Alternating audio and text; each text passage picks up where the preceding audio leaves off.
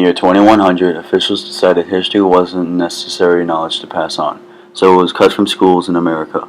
Thus, the people forgot the history and the mistakes they made as the country began to repeat themselves. Later, in the year 2100, there was a war and slavery was reborn. This story begins in 2160 with a young girl out past her curfew.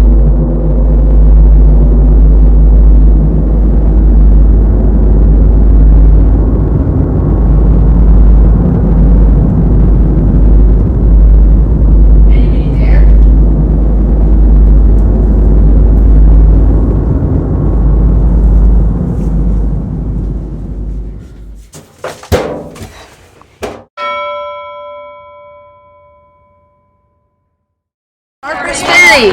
What's Harper's Ferry? This is the place where John Brown raided Harper's Ferry Armory to end slavery. It was an anti-slavery raid, and even though he was hanged, his actions eventually caused the Civil War, which ended slavery. But slavery never ended. Yeah, it did. Civil War. Wait, when are we? 2014. What? Brown was a leader because he was brave and selfless. He fought for what he believed in and inspired others to do the same. Excuse me, but where are we now? We are in Antietam. Antietam was the bloodiest day of the war. In just 12 hours, 23,000 people died. That's a lot. Yeah, those Union soldiers gave their lives to end slavery. That's how important it was to them. Was there anyone to help them? Yes, Clara Barton, a nurse, came in and tended the wounded, and later went on to found the Red Cross. So Clara Barton was a great leader because she helped any soldier no matter what side they were on. After the American Civil War, she went on to create the American Red Cross Association. Clara Barton had saved many lives and greatly impacted the whole country.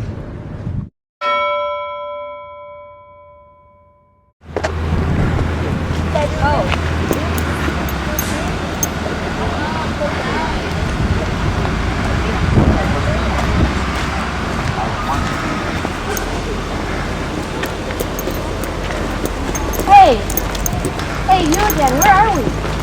Now in a little round top, which was the Union's greatest advantage in the Battle of Gettysburg, because it was the high ground. Who are the Union? They were the people who opposed slavery, and where the Confederates were fighting to keep slavery and also get away from the Union. So, yeah. So did the Confederates ever take the hill? Almost got it because the Union was almost out of, the Union soldiers were almost out of ammunition, but then Joshua Chamberlain led a bayonet charge that saved Little Round Top, and then the Union won the battle. How did this affect the war?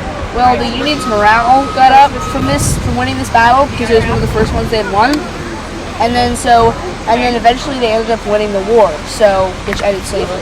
So slavery ended after all. Yeah. Joshua Chamberlain was a great leader because he fearlessly led a bayonet charge, which helped the Union keep the high ground in Gettysburg. If he had not done this, the Confederate side might have won the battle.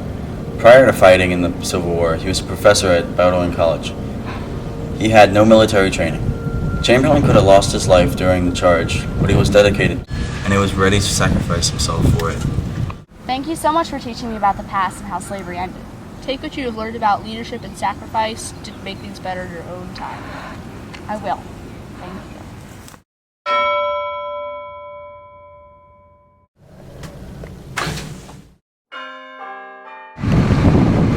We're looking at a very rare Segway. Very green. Oh. They're a pack. They're a pack, guys.